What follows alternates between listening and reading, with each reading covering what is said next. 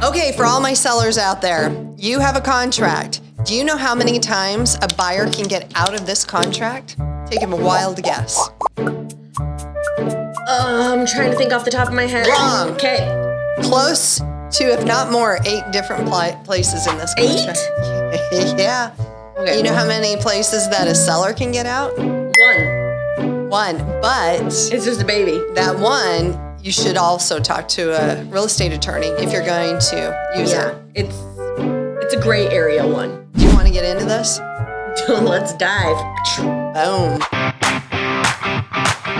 Okay, so I put the contract here to remind me of all the different places. This is going to be probably one of the more boring podcasts, but it's the most informational because imagine you're a seller and you want to know when can they bounce on us, right? Well, it's really important because as a seller, when you're going to sell your home in Idaho, you should always, we've talked about this on the podcast, interview agents. And the agents are going to go over what's called here in Idaho the RE16, and that's the listing agreement. That's a contract between you and the listing agent. They might not go over the RE21, which is the offer sheet, which is hopefully what you're going to see a lot of at one time. At that point is when the offer comes in is when you're going over it, and then it's going to be like, it's like, I got to remember all this. Exactly. And so it's good to kind of go through this beforehand so you know before you jump into selling your home. Yeah. Exactly, like you have to be ready. These are the outs. This is what you got to look for. Get a pen and paper. Okay. Or now, just save this video, subscribe, share, like, comment, all of the above. Okay, so one of the places in the RE21, is what we call its purchase and sale agreement, is the earnest money. So you as a seller, you've accepted this buyer, great terms. His earnest money, say $5,000.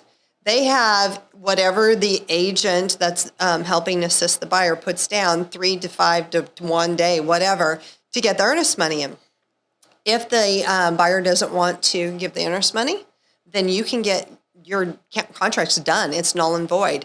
To keep it alive, you have to do an addendum. Let's say it's day 3 on the contract and they give the earnest money on day 4. You can keep it alive. You don't have to cancel, but you could at that point, a seller could say, well, we're out of contract and I want to give this house to somebody else. Yep. But a buyer can refuse to put the earnest money down and then boom, he's gone, he bounces.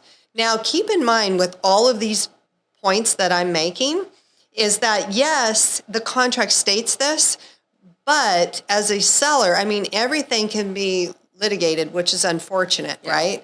But this is, the judge will go back to the paperwork, what was written down. Which is a huge point that I want to bring up in, again, you choosing your listing agent. Verbiage is huge. Oh, yeah. Because you want to look at everything. And you say, like, well, what do I need verbiage for? I'm the seller. I'm this, I'm that. Let's say you do a counteroffer. Let's say an offer comes over and you're like, I'm not a huge fan of this. Let's counter. You want that verbiage to be so crystal clear that a judge will look at it and instantly decide, nope, you're right. You don't want there to be any gray area. You don't want there to be any miscommunication. You want it to be, I've seen this so many times on offers and counter offers. And I'm just like, what was this agent thinking? Like, we could easily get out of this or we could easily manipulate this. We don't because we're ethical, but you want that verbiage to be crystal clear, clean, and tight. So on these documents, they're written by lawyers. So there's a bunch of blanks in here, and anytime an agent fills out a blank, the date, your name, anytime it's filled out, it changes the document. It's a living document that changes, and if there was an error, they usually cite on the person who did not write the contract, the person who writes it. But, you know, I'm not a judge, I'm not a lawyer, but that's what's always been told to me. So be very careful with that. And it's to each their own. Each judge is going to be different in every circumstance, which is why. 1, earnest money. Yep. 2, we want to talk about, there's a section in here where all satisfaction of everything has to be removed within a certain period of time, okay? And they usually have on here 7 calendar days, not business days. So that means, let's say we're 30 days down the road, 7 days prior to closing, all of the buyer's contingencies have to be removed. Unlike, because if you're from California, you're used to hearing 15, 10 days, there's a specific amount. But throughout our contract, there's just different dates all over the place. So to make it easier, they put this in here. So a loan is another one. That's number 2. let's say they ran out and bought a car and now they don't qualify. And you have to make sure that they cancel within that time frame of, remember, we put 7 days. So the buyer has to cancel before that, because after that, they'll lose their earnest money. Yep. So number 2, they can get out during the loan process. They don't qualify anymore. Interest rates went up, which is another one. I was going to say, I wanted to bring up the interest rate. Yeah. So on the financial section, and it's not exact, right? Like when you're filling out this RE21 on a buyer side, you're giving a general idea. 7%. In there, they have this section that says the interest rate. And let's say they put 7%. But all of a sudden, halfway through, interest rates go up and now they're at a 7.1. And they can't afford the loan anymore. Yeah, they can get out because it's 7.1. So you know what I do with my listings? I love this. This is so, she will counter every single, well, we both do because. It's always in there. Always, because it's so huge. And I always put in there that the buyer's lender's interest rate, not a contingency. However, I mean, if they can't afford to buy it, they'll just use a different reasoning behind it. But you don't want it to be that. I mean, because of the interest rate. Yeah, you don't want it to be something because of the interest rate. So that's huge. It just kind of takes that off the table. So if the agent was filling out falsity as, because agents know this. So when they're filling out the RE21, if they're like, hey, this is our second little scapegoat right here because we don't know what your interest rate is going to be, we're going to put this. Yeah. We kind of nip that in the bud right there. We're like, nope. That's not a contingency. So that was number 2. Number 3, when we were talking about that satisfaction of all contingencies to be removed, there's a little blank area there that says unless specified underneath. So an agent, you got to be very careful. You want to make sure in that section 4 that they did not add something, which normally that's where a contingency of a sale would be. Yes. So the buyer comes in, he wants to buy your property. He has a house in Florida that he needs to sell in order to qualify for this house. If it falls out, he can cancel the contract. Or if he doesn't sell the house, he can cancel the contract. So pay really good attention to that section. They can put anything in there. And isn't there another contract that we have for that contingency? It is. That the buyer fills out as well when they're submitting the offer. It's another one stating this Another is their form. Address, this is what they're going to sell it for, this is, Are they listed yet? Are they not listed? How far along are they? And that got added last year. So with this and that, you'll know where you're at. Exactly. And then other terms and conditions, there's another section in here. Some of the agents that don't follow like the newer forms would put stuff like that in here that is contingent on a sale of another property. I've had to ask, can I get the other form so I know where you are, not a verbal from you telling me, you know what I mean? It's written down. And in this section, I think it will actually lead us to our next one, but I've seen several agents do, especially when they're in a bidding war, they will put buyer's inspection or inspection for buyer's knowledge only, no repairs. Yeah, no, it's for knowledge only. No repairs will be requested. That does not mean that they aren't going to ask for repairs. No. You have to look at the next section, which is... Well, if you're going to talk about that, so I had an agent on my team. He was pretty smart. He would put on there that they're going to conduct an inspection, but it's for informational purposes only. So what we would do, so he wouldn't ask for the door squeaking or to stretch the carpets, any of that. But if he found microbial growth in there, he would tell them and say, we're going to cancel the contract, do that, or you need to fix it. And then they would bring back the idea that, well, you said it was informational purposes only. And he would say, well, yeah, but now that you know you have microbial growth in the house, you're going to have to tell that to the next person, or you're going to have to remediate it. It becomes a material fact, Yeah. so they have to disclose it. Yeah, so, okay, so we are on 6, ends up being the title and the CC&Rs. Because we'll get to the inspection. Yeah. She's going through the contract in order, so she's doing it right. That, I'm an orderly person, so I have to do Elderly? it. What? Old. Orderly, not elderly. I just laughed so loud in poor Adam's ears. Yes, he had to take his headset off. Sorry, guys. So there's this thing about my age right now. So that's, she called me out on it. You were trying to say orderly, and you said old. Oldly. I am oldly. Oh, Lord, I wish I could turn back the time clock. That was amazing. Gotcha. You caught me. Yeah. So this is why you shouldn't have conversations before podcasts, because it sticks in your head how old you look. Anyways, number 6 is the, they kind of have 2 here, though. It's title commitment and CC&Rs. Yes. So title commitment is when you're in contract, the buyer's agent may ask you to pay for it, but they get to choose their title company, right? And they're going to run a title report on your house to see if you have any liens on it. And me as a listing agent, I've had a few of them pop up because they don't run it until we go into contract. So I've had a few, like with medical liens, which was very unfortunate, which ate away at some of the profits. Yeah. If you did upgrades, and let's say the vendor is fighting you and put a lien on your house. Anybody could put a lien on your house. So that could scare a buyer away, which they get paid at closing, so there's really no reason for it to scare them away unless the house is completely upside down and they can't afford to pay it. I was just going to say, unless those funds are too close. And a mechanical lien doesn't follow the person, it stays with the home. House. So if they can't pay that mechanical lien, but they pay all the other liens, you are stuck with a lien on your house. If it comes in after the fact. Yep. So that's why they're running title. And that's another reason why a buyer, not you guys, but a buyer should do extended title insurance. Yes. Because that way, when that buyer moves in and a lien comes on, that covers some of that stuff. And we usually run a preliminary, like we get a book. It's not a full in detail, but as a listing agent selling your home in Idaho, we'll do like a preliminary. We have a nice book, and it just kind of shows the basics of it. I believe that one will show easements, won't it? Yeah. Mm-hmm. The preliminary ones that we run. So yeah. And then, okay, so I would say there's actually 2 in here. Instead of 6, I would say it's 6 and 7. So I found another one, basically, is your CC&Rs. But if you don't have CC&Rs, this is not obviously an out for them.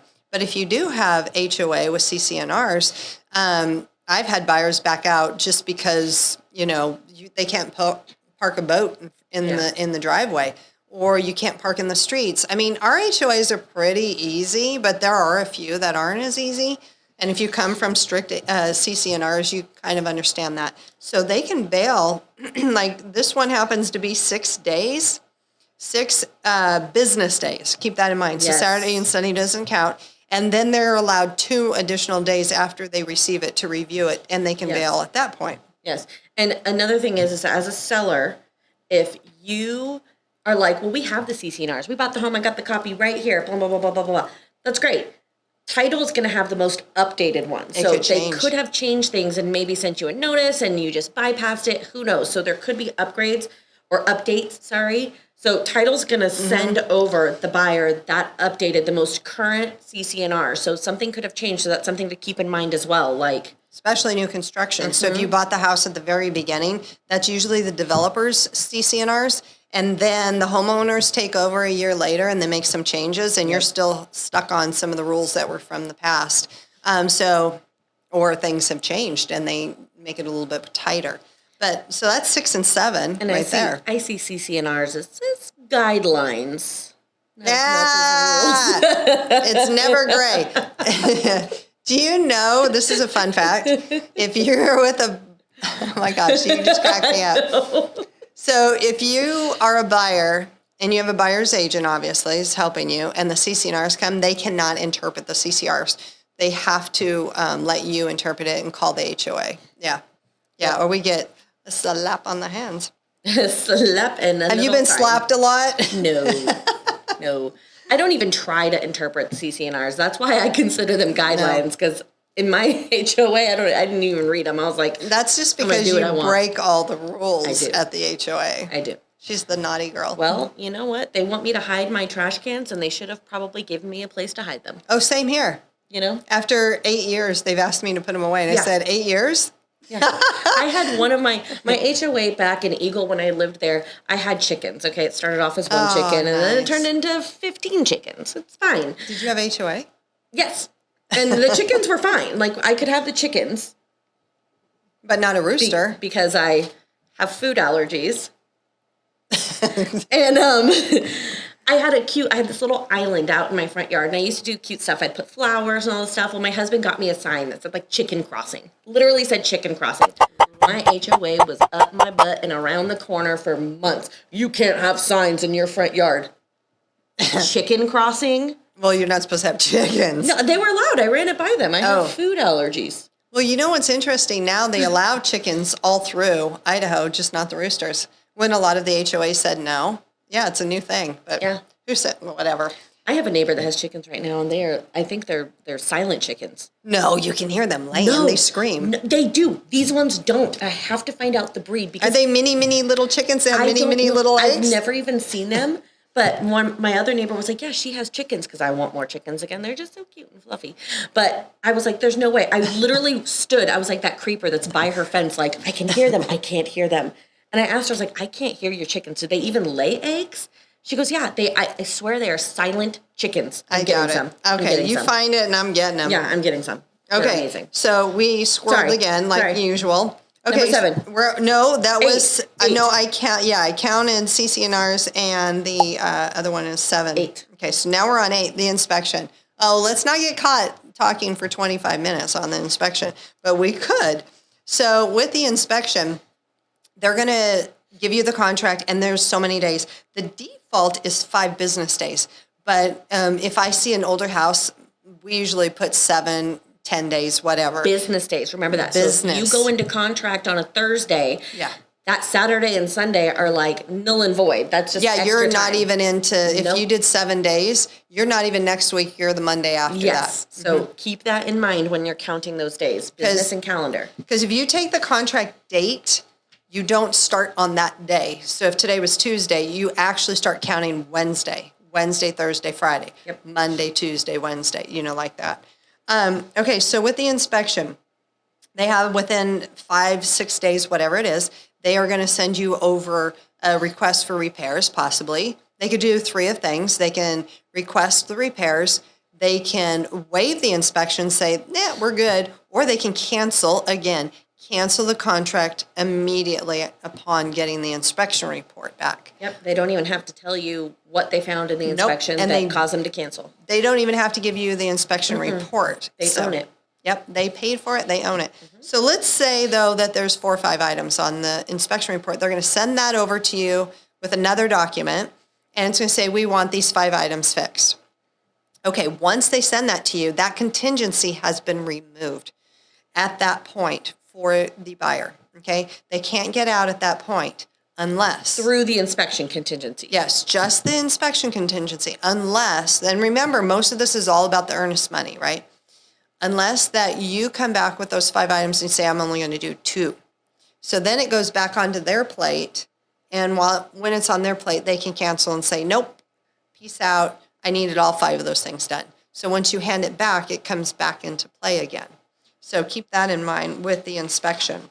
Now, there's a general primary inspection, which you have an inspector come in. He can look at, the attic, the inside of the house, and the crawl space. But they also could mark another section that is domestic well, septic, surveys. Oh my gosh, do you know how long a survey would take? Forever. I think it's even past 20 days right now. It probably could be 30 days because there's only so many surveyors. So this is on larger properties. I was like, this is on more acreage. You're not going to get a survey done for an HOA subdivision on a 1/4 of an acre with fencing, new construction. This is going to be your larger properties outside of town that have the well and the septic, and the lot lines might not be as clear. So they want that survey done so they know exactly where their lot lines are. There are some areas in Boise, though, where you can tell that you need a survey because the homeowner took the shed and you can see obviously that it's on the other property. Yeah. So some of those come into play. So what I would recommend, if there's any question at all, downtown Boise in the area, or if you're on a ranch, have that done before you sell the house. Okay? Yes. Don't count on when you bought it because, no. So they can get out on the domestic well. So with the well, they do basically a test on how fast the water comes out. They do a test on arsenic. And if they come in with a VA loan, they come in with more specific requests for the minerals and the arsenic and nitrates and everything. So with a VA loan, when you accept an offer on a VA loan, we love our vets, but be prepared that there's just a couple more tests that they're going to do on the well. Yes, Okay. they're testing productivity and potability. Those are the words you're going to see on the contract. Contract. Productivity, potability. So if you're selling your house, like I have a builder, he just had it done. I already know it's ready to go and we can just deliver it over to the buyer, right? So that cuts down on that time because in general here, the default is 10 business days, but they could do more. Then we have the septic inspection and pumping. Yes. So if you have a septic and you are my client, I'm going to tell you, pump it and get it inspected. Let's get all of this done up front so that that's one less thing off the table that they cannot get out of. Yes. Of course, they're going to review it and they could use any excuse, I don't know, they could use anything like. Because let's talk about real quick, you have the RE10 and they said, okay. RE10 is the request for that's the request inspection items to be repairs. done. Yeah. And let's say they put on there, we want that septic pumped and tested. Okay, great. Yeah. Well, then their earnest money is technically off the table, but if you don't get that done or it's not to their likings, that could be a breach of contract. Yeah. So that's another big one is that, okay, if you get it tested, again, all about verbiage and clarity. So what was the verbiage on that RE10? Do they want it done by a professional? Do they want it done by a licensed septic A licensed tester? person. What's interesting is like they'll put professional. So on that inspection, a professional is anybody that accepts money. A licensed person is a licensed person. So if you get a request to have a licensed electrician do it, don't have your handyman do it because they're going to ask for the receipt. Yes. Okay. And what a lot of times they will do is they'll give you this list of items. Here you go. Here's my 5122222. Once they're done, you send over, okay, here's the receipts. They say, perfect. I'm just going to send my inspector back out to make sure those things were done. Yeah. So if you didn't get it done, if you're like, oh, here's a receipt that I found from 5 years ago and I decided that. We hope you don't do that. No, but I'm just saying, like, if you do get it done, but there's issues, right? So you get it tested and there's issues and they want to see those issues, then it could become a problem. So just having it taken care of beforehand. That's why we do the pre-listing just inspection. the better way to go. Yeah. And so like if you get one that says a licensed person, let's say it's an electrician, a licensed electrician, and you have your handyman do it and you have the receipt, they could say, nope, I want you now to get a licensed person to see what the handyman did because I asked for a licensed person. Yep. So then now you've spent twice, okay? Yep. Other things, it's not on here, just has other, which would be a roofer. So you can put a roofer on here. They request that a roofer. Of course, these are their people. You could have your own person as well. If they have a roofer come in and they said that it's end of life, this happens so much. It's end of life, we need a whole roof done. So me representing a seller, I always have the roof looked at, especially if it's questionable. But if I can get a roofer to say that there's 10 more years on it, I can, debunk that and say, well, this is what my guy said. So then now we're in a negotiation situation. But they can get out during the secondary inspection as well. Okay. Let me see. Oh, lead paint disclosure. So if your house was built before 78 and there's a possibility of it having lead paint, a lot, not all, but a lot of the buyer's agents will come in here and they'll waive it. It'll say it is a target housing house and we choose to waive our rights to test it. However, they may not choose their right to test it, find that it does have lead in it, and cancel the contract now. Once they cancel the contract and they go back on market, what happens, Delise? We got to disclose that there's lead paint. Yeah. So that is something you need to pay attention to, but you can't deny someone from testing it. No, you can't. And I mean, probably 9 times out of 10, they don't test it, especially if... I'd say even more than that. Yeah, honestly, like it's very, very rare. To actually test the lead paint is a process. And so it's not like they just go in there and they got this little pen and it's like, oh, there's lead in there.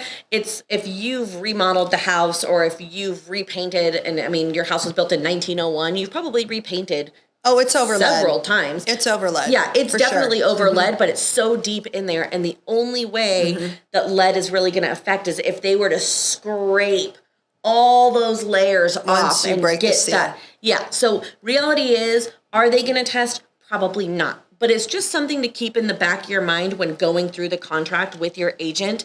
If they waive it, if they don't, if they decide that they want to test, if that's a big deal to them, kind of those options. And on the flip side, when they do test and they buy the house and it does have lead, then they have to disclose it to when they go to sell it. Yep. So there's that as well.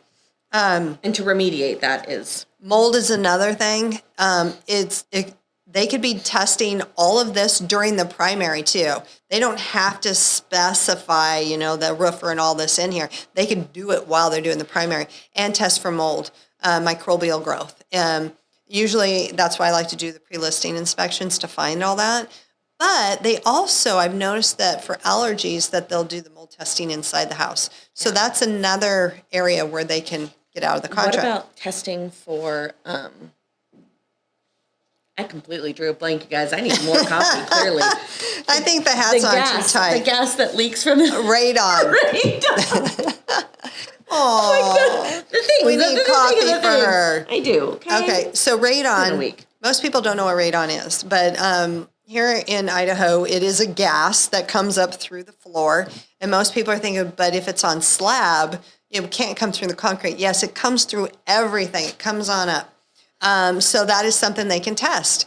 And if it tests over 4, which is what the government says, 4.0, then you need to remediate because it's also a material fact. And it's very toxic, basically, over a long period of time can cause cancer. And so we have a lot of people that are testing for that. But it could be very spendy if you're on slab because they got to drill under the house and blow a fan. Slab is very rare. You can find it in Boise, and there was a few in Star. There's a builder in Star. There is actually, there is a few in Star, but 9 times out of 10, it's on a condition. On a crawl space. So with a crawl space, they put a fan in there, but then they have to go through your roof to get it out or through the side of the house. But yes, radon is another one that they can do. So I'm trying to see here. For the most part, that is the biggest and the most exercised areas. Yes. So let's talk about you. I had a seller. I knew she did not want to move. I knew she expressed it extremely well to me, but they had to move. The husband said, no, we have to move. So when we went into contract, I said, once you sign this, we cannot get out of this contract, period, the end, or you have to talk to a lawyer. So, of course, day 5, 6, 7, whatever, she did not want to sell the house. So she made it very complicated for everybody involved. I said, before you sign this, so it took 2 days for her to sign it because she knew. Yeah. But still, there is one little tiny out. The first couple of days, it's on page 2 of the RE21. I want you to read it. You always need to consult a lawyer on this. But there is a section in here when it's proof of funds, if you're paying cash, or a pre-approval letter, right? So in here, the verbiage basically states, I'm going to read it to you. Sellers may, at their option, cancel this agreement by notifying the buyers in writing of such cancellation within blank amount of business days after they have received the confirmation of this pre-approval letter or whatever. So again, I would advise you to talk to a lawyer, but if you had a pre-approval letter and it's very basic, you could say, I don't feel comfortable with this, whatever the reasoning being, proof of funds, proof of funds, but you could be worried about whatever. So that is the small one. So when our buyer's agents have this contract, we always put in there 1 day. We don't want to give them that out. We want to drive the ship. Yep. So, but if they leave it blank, that gives you the opportunity of 3 business days. Make sure, business, not regular days. Yep. One more thing I wanted to talk about at the very end of this, pay attention to when it says assignment. It's towards the last page. Assignment means, let me read it to you, the agreement and any rights interest created herein may or may not be assigned to another party. A lot of flippers like to do that. They like to broker the middle of it. It's called wholesaling, and they do it. They do it quite a bit, but you'll see this mostly on those fixers, right? On the homes that it's like the 310 home, right? That he priced it well below. They're probably going to flip it. You'll have a guy come in, and he is probably going to pay all cash. He gets the contract, and then he sells the contract to somebody else, to a third party. So let's say he gets the contract for 310. He will go, and this little section will be clicked. It'll have a little thing, but he may sell it. He'll sell that contract for $320, $330. So basically, It's going to be a double closing on the same day. He will close on the home, but he's closing on the home with the funds from this other person, and he's keeping that extra $10,000 for himself. So, yeah, and as a listing agent, I like to not be sold to. Now, so what they have to do is if they give it to a third party and the third party takes over the contract completely, not even the broker scenario, but they take it over, they have to abide by all the same things. They have to proof of funds, they have to do all that. But you now have a new buyer. I like to have may not be sold. A lot of buyer's agents will mark that because they're just going to put it in their trust. I said, we can handle that on an addendum. Let's not put it here. Yeah. And just if the assignment is clicked, okay, just so you know. May or may not. May or may not. So if they are going to sell it and they do sell it, that does not mean that the entire contract starts over. They pick up where the original person has left off. And backtrack too, because they got to show proof of funds. They got to show all of this. Exactly. So if they click a 7-day inspection time frame and we're on day 6, guess what? These people have 1 day. Yeah. Okay. They don't have the full 7. It does not start over. They have 1 day. So just to clarify that, it's not like they're taking over and everything's starting over. It's the contract is progressing as planned. In the end, it's just going to be somebody else buying it. Yep. So I just wanted to point that out. And in bold on the contract, time is of the essence in this agreement. So as a seller, you make sure that your agent is on top of the inspection times, all this and all that, because it ends up being a nightmare. Make sure you're available. Make sure if you're not available, you have a power of attorney, someone that can sign for you. But that's what I wanted to point out to you guys. So Wake up. I hope that helps on all the different outs that a buyer can have when purchasing your home, when you're selling in Idaho, selling in Boise, selling in Caldwell, wherever you are. This is the same contract. So thank you for joining us again in Selling in Idaho, and we look forward to seeing you on the next podcast. Bye-bye.